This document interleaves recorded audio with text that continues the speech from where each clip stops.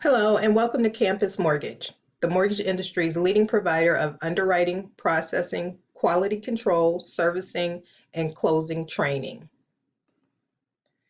Before we get started, please take a moment to read Campus Mortgage's disclaimer and keep in mind the information contained in this video is time sensitive and subject to change without notice. So let's get started. Today we will be discussing part 2 of a 3-part video series which covers Freddie Mac commission income updates.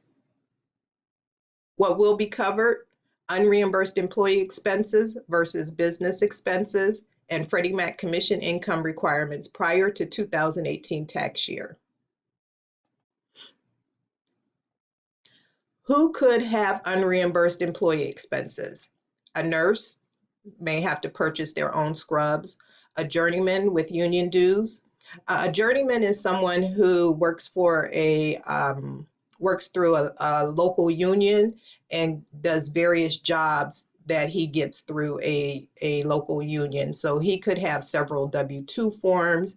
He could be on a job for a short time period, or it could be a long-term job, but a journeyman has several different jobs that he does through a union.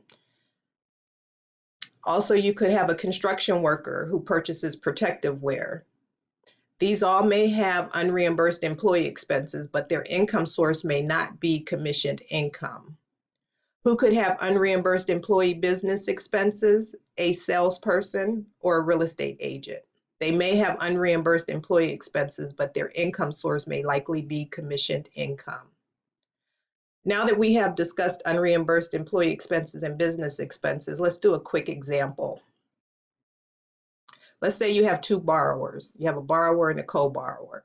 The borrower is a salesperson paid his salary and commission income. His commission income is more than 25% of his total income.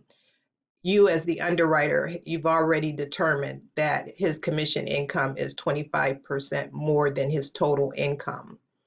He has business expenses that total $5,000 for the year and not reimbursed by his employer. This would show on the Form 2106, the tax Form 2106, and then carried over to the Schedule A. The co-borrower, who is a nurse, is paid hourly and receives a W-2. She also has unreimbursed employee expenses. For her scrubs, she may have a subscription to a professional journal, or an employer requires a physical exam that she has to get. Those are all expenses that she acquired, but she does not get reimbursed through the employer for that. His business expenses for the borrower, let's say, are mostly lodging and transportation expenses while traveling overnight away from his tax home. Freddie Mac required the $5,000 business expenses, or if you want to break it down to monthly, is $416.67. That would be deducted from the monthly income of the borrower because he is a commissioned employee and his commission income is more than 25% of his total income.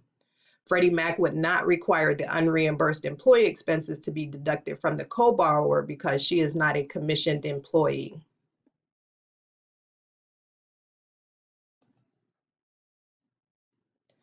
Freddie Mac required the following if a borrower had commission income and expenses. They required the underwriter to obtain complete most recent 2 years federal income tax returns and determine if the borrower's commission income is greater than or equal to 25% of the total income. If commission income was greater than or equal to 25% of total income, the unreimbursed employee expenses on the Schedule A and/or Form 2106 were required to be deducted from the borrower's qualifying income. As shown in our prior example, the borrower had commission income that was greater than 25% of his total income. So therefore, 2 years most recent tax returns were required.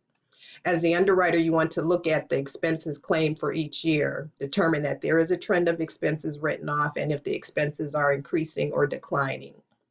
In the prior example, the borrower had $5,000 unreimbursed employee expenses for the year as a commissioned employee. If he had $3,000 unreimbursed employee expenses the year before, you would not average the 2 years as his expenses increase. You want to take the worst case scenario and use the higher amount. That concludes part 2 of this 3-part video series. For more tips, videos, and for full list of courses offered by Campus Mortgage, please visit our website at www.campusmortgage.org. Thank you, and as always, make it a great day.